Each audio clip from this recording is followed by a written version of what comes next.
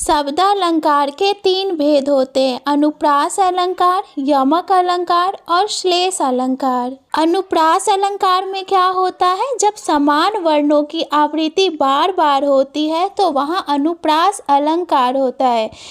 अनुप्रास अलंकार में क्या होगा, जो वर्ण होते हैं ना, स्वर वर्ण और व्यंजन वर्ण, अ से लेके क ख ग जो होते हैं, तो वो क्या होते हैं, उनमें से किसी एक वर्ण की आवृत्ति ना बार बार होगी। जैसे देखो, रघुपति राघव राजा राम, तो ये जो वाक्य है इसमें कौन से वर्ण की आवृत्ति बार बार हो रही है, र वर्ण की आवृत्ति क्या हो रही है, बार बार हो रही है, तो इसमें अनुप्रास अलंकार हो जाएगा।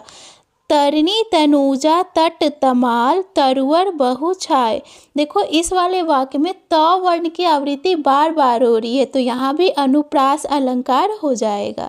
यमक अलंकार में एक शब्द का प्रयोग एक से ज़्यादा बार होता है और हर बार उसका जो अर्थ होता है वो अलग अलग होता है।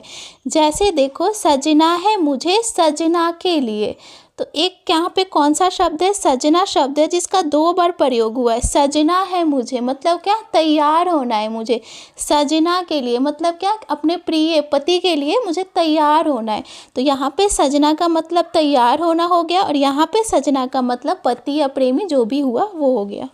काली घटा का घमंड घटा, देखो घटा शब्द का दो बार प्रयोग किया गया है। काली घटा मतलब काली जो बादल है उसका घमंड घटा, घटा मतलब क्या हुआ, कम हुआ, तो यहाँ पे घटा का क्या अर्थ है, बादल है, और यहाँ घटा मतलब कम हुआ। श्लेष अलंकार, देखो श्लेष का मतलब ही होता है बहुअर्थी, मतलब कोई एक शब्द होगा और उसका बहुत सारा अर्थ होगा।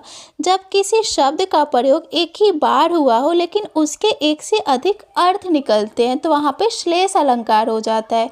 जैसे सुबरन को खोजत फिरत कवि व्यभिचारी चोर, देखो यहाँ पे एक शब्द सुबरन का प्रयोग हुआ है और सुबरन का प्रयोग ना कवि, व्यभिचारी और चोर के लिए अलग अलग अर्थ में किया गया है। कवि के लिए सुबरन का अर्थ हो जाएगा अच्छे शब्द, व्यभिचारी के लिए सुबरन का अर्थ हो जाएगा सुंदर वर और चोर के लिए सुबरन का अर्थ हो जाएगा सोना।